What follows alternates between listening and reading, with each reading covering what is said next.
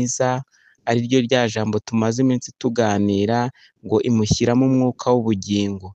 Hari igihe rero yaraturemye ariko imirimo yacu niyo ituma noneho twitwa abana b'Imana by'ukuri, niyo ituma twitwa abana b'Imana cyangwa tukitwa abantu b'Imana.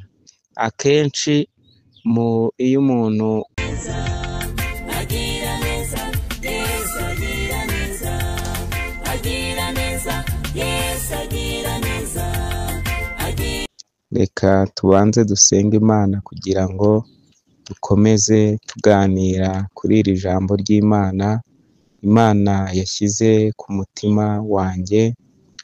Imana itugire neza. Mana, ndagushimye, ndaguhimbaje, ushimiye kubw'ijambo ryawe ryiza tugiye kumva. Nyemerera ijambo ryawe tugiye kumva ntaba ari njye ugiye kurivuga, ahubwo wowe uvugire muri njye, ubwire abantu bawe, ubabwire icyo wagambiriye kubabwira, kandi imitima ya benshi ihinduke kubw'ijambo ryawe, imitima ibabaye inezerwe, imitima ihangayitse ibone ibyishimo. Byambaje Imana mu izina ry'Umwami wacu Yesu Kristo, amen. Reka dufatanye gusoma iri jambo ry'Imana riri mu rwandiko rwa mbere rwa Yohana, ibice ni 3, turasoma duhereye ku murongo wa mbere. Handitse aya magambo agira ati: nimurebe urukundo ruhebuje Data wa twese yadukunze, rwatumye twitwa abana b'Imana, kandi niko turi.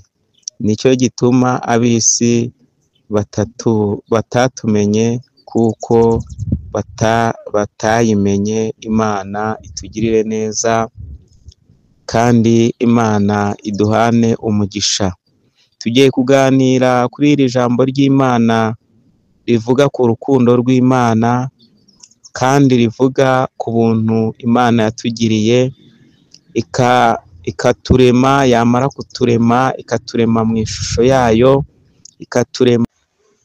Ngiye kukubwira itandukaniro, ariyo mpamvu ijambo ry'Imana ryatubwiye ngo ab'isi ntibabazi. Hari abantu b'Imana, akaba n'abana b'Imana. Nk'uko tubisomye mu ijambo ry'Imana, atubwira ngo murebe urukundo rukomeye cyane Data wa twese yadukunze, rwatumye twitwa abana b'Imana, kandi koko niko biri, kuko ab'isi ntibatumenye cyangwa ntibabamenye.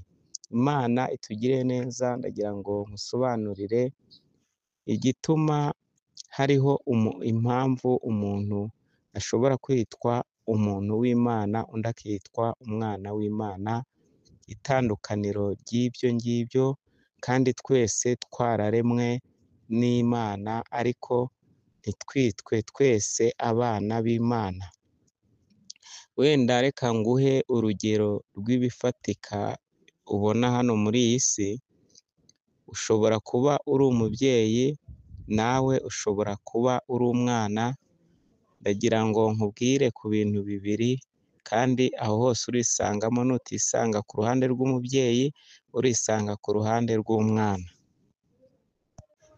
Reka mbanze ku ruhande rw'umubyeyi. Umubyeyi ashobora kuba yarabyaye abana, ariko bose ntago abafata kimwe. Nushake ubyemere cyangwa ubihakane, mfite impamvu zabyo ngiye kugusobanurira. Ubwo mbanje kukubwira ku mubyeyi. Umubyeyi ashobora kubyara abana benshi, ariko bose ntabwo imyitwarire yabo aba ari imwe, kandi buri mwana wese uko amufata ntago ariko n'undi amufata. Kandi ibyo byose bituruka ku mwana n'uko yitwaye ku mubyeyi.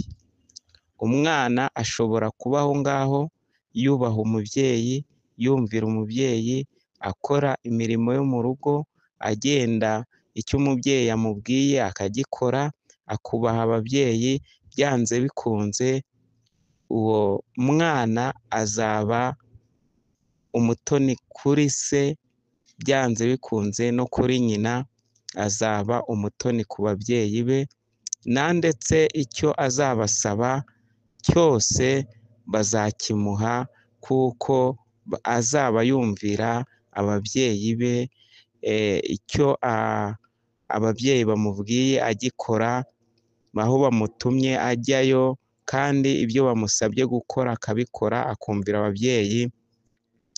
Umubyeyi aterwa ishema no kumva no kuba yabwira abantu bose ko uwo mwana ari uwe, bitewe n'uko wenda umwana yitwaye neza, agakora ibintu byiza, ndetse no mu rwego rw'igihugu akagaragara kandi agaragaye mu mirimo myiza. Icyo gihe umubyeyi azaterwa ishema no kumva ko umwana ari uwe, azaterwa ishema no kubwira abantu bose ko uriya mwana ari uwe. Icyo ni icya mbere, uko umwana yitwaye ku mubyeyi ni nako umubyeyi amufata, kandi umubyeyi agaterwa ishema n'uko uwo mwana ari uwe, akanezererwa cyane. Ariko reka mvuge ku rundi rugero, nk'iyo umwana ari umurara, ari umujura, akora ibyangwa n'amaso y'abantu, umubyeyi ababazwa no kuba yakwemera neza ko uwo mwana ari uwe, kuko bimutera ipfunwe mu bandi babyeyi, bimutera ipfunwe mu bandi bantu ko yemera ko uwo mwana ari uwe, bitewe n'ibikorwa bibi bya wa mwana, bitewe n'ibikorwa bibi bya wa mwana akora, bigatuma umubyeyi atinya no kugaragaza ko uwo mwana ari uwe, binashobotse ashobora no kumwihakana kandi ari uwe kubera imirimo ye. Ni nako natwe rero natwe twamenye Imana, cyangwa Imana yaremye umuntu, iramurema, imuremera imirimo myiza, ari ryo rya jambo tumaze iminsi tuganira, ngo imushyiramo umwuka w'ubugingo. Hari igihe rero yaraturemye, ariko imirimo yacu niyo ituma noneho twitwa abana b'Imana by'ukuri, niyo ituma twitwa abana b'Imana, cyangwa tukitwa abantu b'Imana. Akenshi iyo umuntu ari uzagenzure kenshi ku bantu bakunda kuba bari mu byumba by'amasengesho cyangwa mu cyumba cy'ahantu basenga, ukumva nk'umuhanuzi aravuze ngo bana banjye, uzamenye yuko icyo gihe Imana yabishimiye, kandi Imana iri kubareba neza koko muri abana bayo. Ariko uzumve iyo umuhanuzi ahagurutse avuga ngo mwana w'umuntu, ngo nakumenyesheje icyiza n'ikibi, uzamenye yuko icyo gihe Imana itabishimira, uzamenye ko icyo gihe hari abantu bafite ibyaha byinshi Imana itari kubishimira, kugeza aho bita ngo bana b'abantu nabamenyesheje icyiza n'ikibi. Ni iryo tandukaniro rero umwana w'Imana n'umwana w'umuntu. Imana itugiriye neza. Umwana w'umuntu nyine aba afite imirimo ya kimuntu, aba yuzuye kamere za kimuntu, aba yuzuye, ntabwo aba afite kamere z'Imana, kuko ijambo ry'Imana riratubwira ngo tureme umuntu ase nkatwe. Bishatse kuvuga ngo rero kamere z'Imana uba warazitakaje, ahubwo warafashe kamere z'umuntu, kandi kamere z'umuntu zituruka kuri Sekibi, zituruka kuri Satani. Birakwiye yuko rero tugira kamere z'Imana kugira ngo twitwe abana b'Imana. Imana iduhane umugisha. Nimugire amahoro. Shalom, shalom, shalom, shalom.